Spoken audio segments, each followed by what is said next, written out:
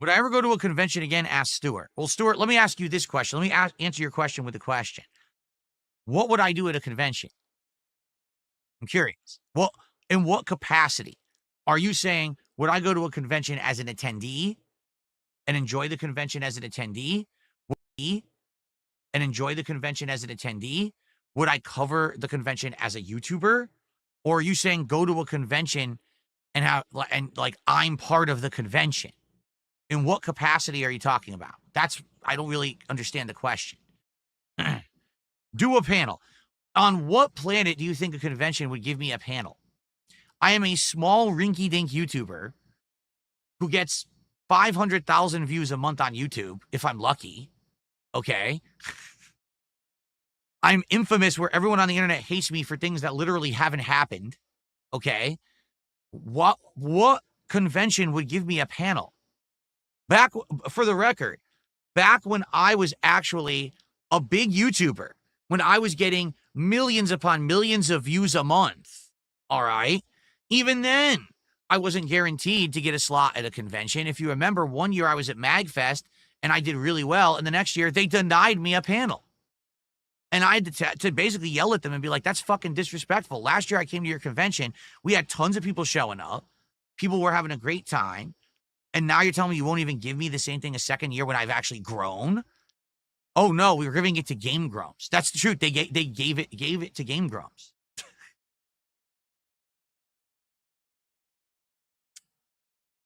So, yeah, that's what I'm saying. Like, you have to understand, I'm not some big YouTuber who's popular and seen in a positive light anymore. No convention is going to give Darkside Phil a panel.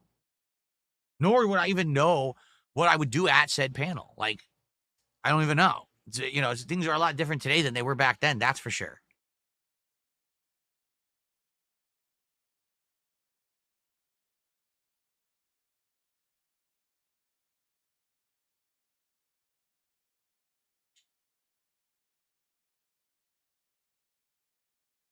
Would I consider doing a meet and greet?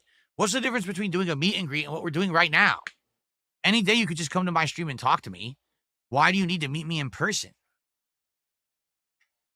Quite honestly, it's an honest question. What's the difference? I don't think there is one.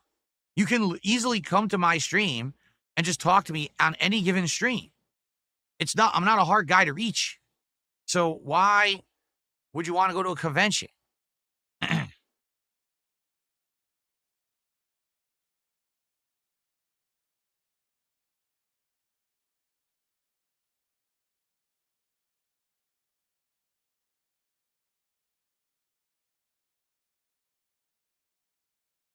See, again, that's what I don't understand. Little Alex Holmes says Little Alex Horn says meeting in person is more meaningful for a fan. It is. Again, for me, it's not. Like I told you guys, I'm not the kind of guy that I idolize someone to the point where I need to meet them in person, right? Like, for example, Stan Lee. I absolutely respected the living crap out of Stan Lee. I love Marvel Comics. I love the stuff that he did for the comic book industry and for pop culture in general. I think he was a great guy. His cameo appearances were always funny. His interviews that were funny. Everything was good. Stan Lee was at a convention, a Comic-Con that I was at, and there was a giant line to meet him, and I said, I'm not going to wait in that line. I don't care. I mean, what would I even going to say? Hi, Stan. Good to meet you. Shake his hand. Okay, big deal. What's the point? We could probably have a more meaningful conversation right now on this stream than we could have if we met in real life. You understand that, right? Because if I'm at a convention and there's a line of people to meet me, you're going to walk up, say hello, shake my hand, take a picture, get an autograph. You're out of here. Here, we can actually talk and have a conversation back and forth. There's no real time constraint or problem here, right? I think it's easier to do it this way. You might say, well, you get an autograph. What's the point of an autograph? What does that do? What does that symbolize? What does that mean? It doesn't mean anything. Anyone could just scribble their name on a piece of paper. It doesn't mean anything. I would think that right now, if you asked me a question and I gave you 5 minutes of my time to answer your question, that would be more meaningful than you waiting in line for 2 hours at a convention to meet me, shake my hand, take a picture, and get an autograph, and then you're out of there. Don't you think? So that's what I don't understand about the whole The whole fan thing, the whole idol thing, the whole convention thing. I just never understood it. I really didn't. Like, to me, the best part of a convention would be going and learning, perhaps, about new games and things that were coming out. You know, if there's a panel where they're showing gameplay, they're explaining game mechanics of an upcoming game. That's kind of cool. Or getting hands-on with something for the first time. At E3, I got hands-on with a few games, right? Or at some conventions, they have artist alleys where you can actually see all kinds of cool arts and crafts and things you can buy stuff. Gaming marketplaces where you can buy some retro games, right? Or stuff like that. Arcades, sometimes they had a big retro arcade. You could play a whole bunch of fun games. That, to me, is the fun part of a convention. Not, oh, I waited in line to see some guy say hi. He has no idea who I am, and he autographed something for me. What was the point of that?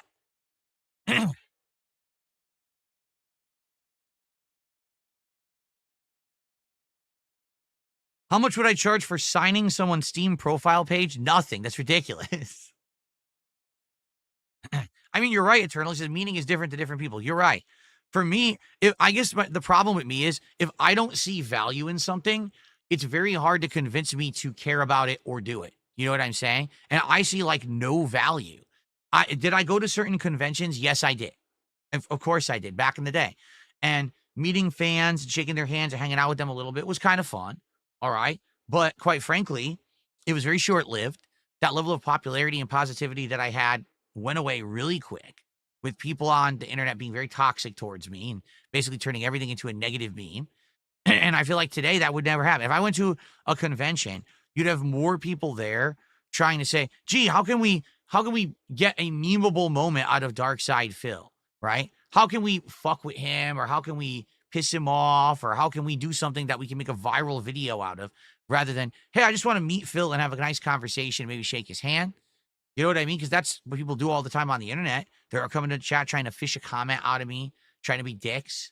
I mean, I play a game that literally there's one room in Doom, the Dark Ages, where you have to play it differently because the entire room is a booby trap full of explosive barrels. So I play it differently like everyone has to in that room. But then they clip me and say, I'm bad at Doom. What?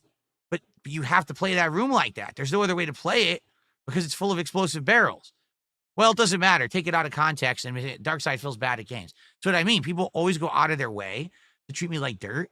So I know that, sadly, if I were to try to do anything in real life at a convention or whatever, you get more just troublemaking assholes than you would get a positive influence. It was different back in the day. Back in the day, oh my God, Phil's going to a convention. Let's go to his panel. We want to talk to him. We want to hear about what projects he's working on, right? We want to shake his hand, hang out, play a few games, which is what we all would do. We go. I remember when they had the retro arcade, people were hanging out with us. We were all playing old games together. It was super fun.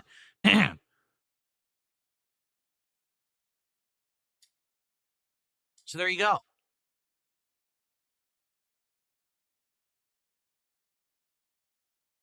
Why do people attend sports or concerts if they can watch on TV? Well, concert, you can argue it sounds differently in person, I guess.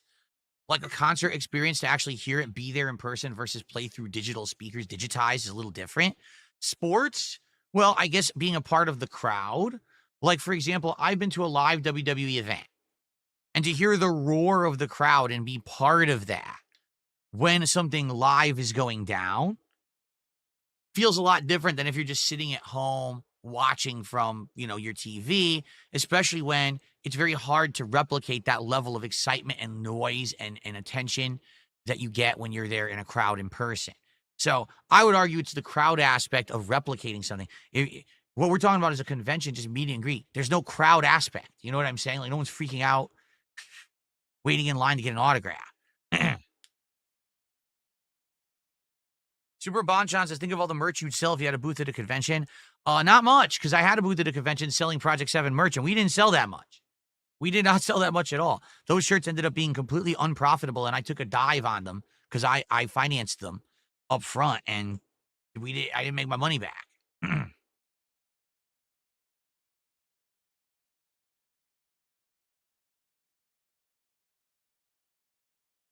Wouldn't I want Captain Kirk or Picard's autograph? No. I don't want anyone's autograph. I literally don't want anyone's autograph. I've gotten one autograph in my entire life.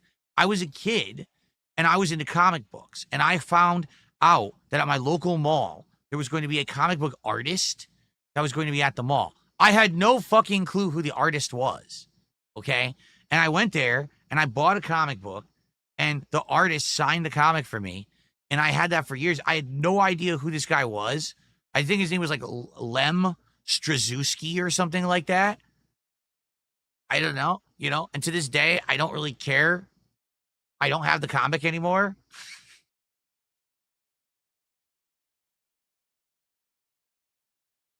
I've heard about this game called The Precinct, actually. Isn't it supposed to be like a cop simulator or something?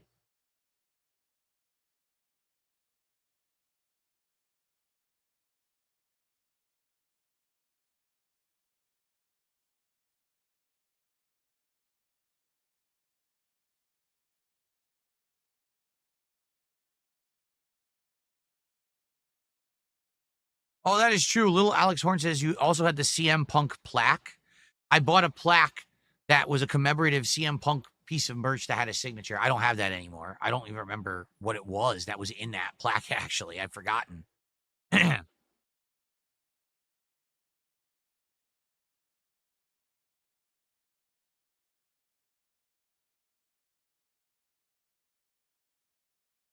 Lem Strignewski is a legend above legends.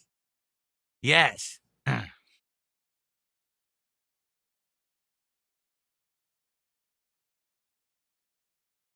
Yes, Glitter Bomb. Exactly. Be sure to thank veterans and service members today and to take a moment to think about those who gave the ultimate sacrifice for the country. We did already talk about that on the show, but thank you for bringing it up again. Have I thought about playing Euden Chronicles? I'd be interested in it eventually.